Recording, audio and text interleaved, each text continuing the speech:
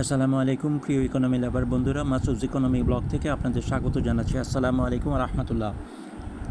দেখুন, আজকে মানব জমিন পত্রিকার কাছে শুকরিয়া আদায় করছি, কৃতজ্ঞতা আদায় করছি। আমরা মানব জমিন থেকে জানতে পাচ্ছি যে এজেন্ট ব্যাংকিংয়ের গ্রাহক বেড়ে 2.5 কোটি হয়েছে। এজেন্ট ব্যাংকিং অর্থাৎ ব্যাংকে না গিয়ে মানুষ এখন এজেন্টদের কাছে যাচ্ছে। কিন্তু এরই সাথে একটি দ্বিমুখী খবর আমরাও পাচ্ছি, সেটা হচ্ছে যে বিডি নিউজ 24-এর কাছে আগে প্রথমে শুকরিয়া আদায় করছি। বিডি নিউজ 24 আমাদের জানাচ্ছে ব্যাংক আমানতের প্রবৃদ্ধি জুনেও 8%-এর নিচে।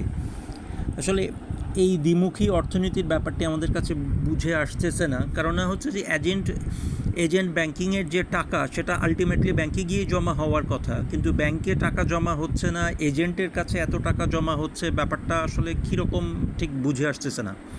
এজেন্ট ব্যাংকিং বাড়তেছে, মানুষ এজেন্টদের বিশ্বাস করতেছে, ব্যাংকে যাচ্ছে না, কিন্তু শেষ পর্যন্ত তো ব্যাংকের কাছেই টাকাটা জমা থাকার কথা। তাহলে আবার মুনাফা কীভাবে 8%-এর নিচে নামতেছে?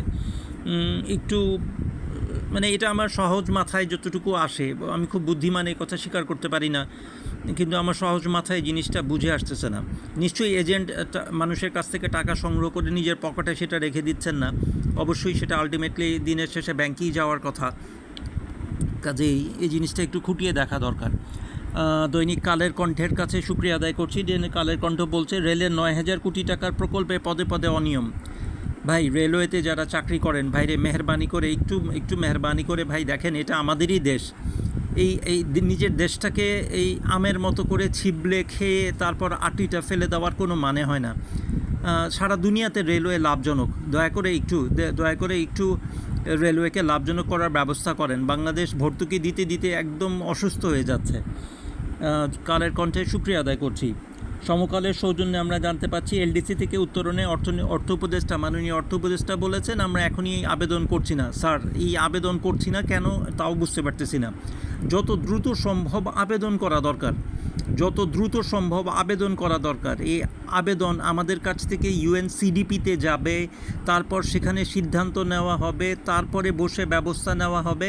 আর ট্যারিফের মোকাবেলায় এমনিতেই আমরা কাহিল স্যার। এখনও যদি আমরা দেরি করি তাহলে তো স্যার আমরা আর এই সুবিধাটা পাবো না। আর এখানে সমকালের কাছে শুকরিয়া আদায় করছে আরও একটি ব্যাপারে, সেটা হচ্ছে সার্বিক আমদানি বাড়লেও মূলধনী পণ্যে কমছে। এটাও তো স্যার চিন্তার কথা। মূলধনী পণ্য মানে যেগুলি বড় যন্ত্রপাতি যেগুলি আমদানি করতে হয় গার্মেন্টস থেকে শুরু করে রপ্তানিমুখী শিল্পে, এটা কমে যাওয়া স্যার ভালো লক্ষণ না। হয়তো 2-1 টাকা বেঁচে যাচ্ছে, কিন্তু স্যার এটা কমে যাওয়াও অর্থনীতির জন্য কোনো ভালো লক্ষণ না। আল্লাহ আপনাদের সবাইকে সুস্থ রাখুক, আমিন।